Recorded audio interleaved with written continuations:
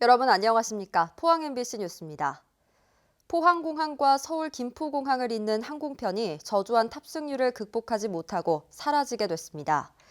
포항시에 따르면 대한항공은 오는 27일부터 포항 김포 간 여객기 운항을 중단하기로 결정했으며 웹사이트에서는 이날 비행편부터 예약을 받지 않고 있습니다.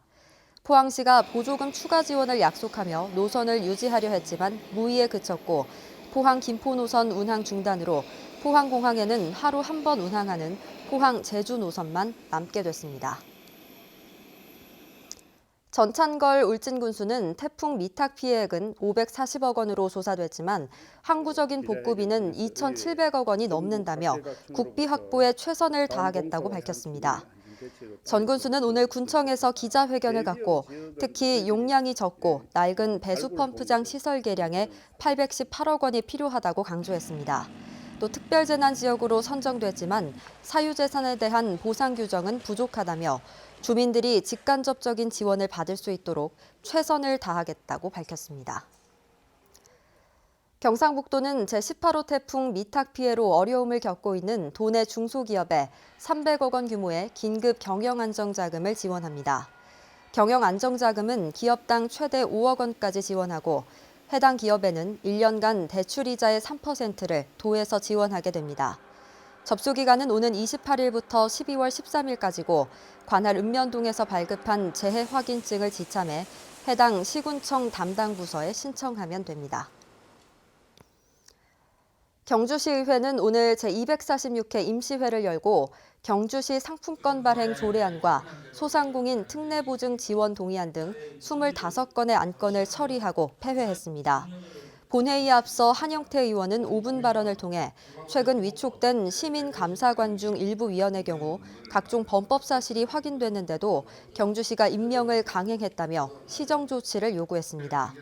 의회는 세계문화유산의 보존과 정비를 위한 정부의 예산 지원을 담은 세계유산 보존특별법 제정 촉구 건의안을 채택했습니다. 국립문화재연구소가 지형을 정밀 파악하는 초정밀 라이다를 드론에 장착해 천연기념물인 독도를 촬영했다고 밝혔습니다.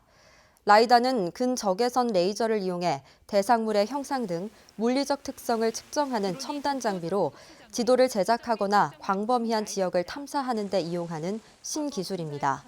문화재 보존 관리를 위해 자연유산 촬영에 드론용 라이다를 활용하는 것은 국내 처음으로 앞으로도 전국에 있는 천연보호구역과 명승 124개소를 촬영할 계획입니다. 국립수산과학원 독도연구센터는 10월 25일 독도의 날을 맞아 포항 동부초등학교에서 독도 해양생물 전시회를 개최합니다.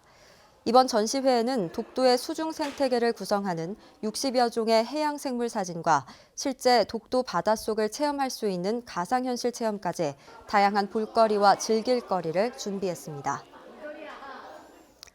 자유한국당 강석호 의원은 최근 열린 해양수산부에 대한 국정감사에서 어선 등록 기준을 현행 총 톤수에서 길이로 변경해야 한다고 주장했습니다.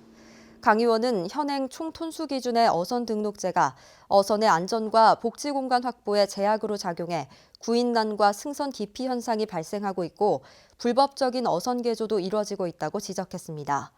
이에 대해 해수부는 어선 등록 기준을 톤수에서 길이로 전환해 시범 운영한 결과 총허용 어획량과 조업구역 정책이 병행돼야 해 중장기 과제로 검토 중이라고 답변했습니다.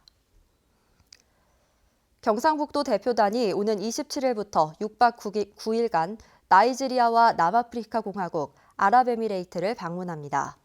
대표단은 먼저 나이지리아를 방문해 경북의 우수 영농 기술을 전수하고 나이지리아 빈곤 퇴치 운동을 지원합니다. 이어 남아프리카 공화국과 아랍에미레이트를 방문해 경제인 간담회를 열고 수출 증대 및 교류 확대 방안을 논의할 예정입니다. 포항시는 오는 28일부터 이달 말까지 64세 이하 건강 취약계층을 대상으로 인플루엔자 무료 예방접종을 실시합니다. 접종 대상자는 주소지를 포항시에 둔 13세 이상 64세 이하 기초생활수급자, 중증장애인, 다문화 가정 부부 등으로 관련 서류를 지참해 관할 보건소에서 무료 접종을 받을 수 있습니다. 이상으로 포항 MBC 뉴스를 마칩니다. 여러분 고맙습니다.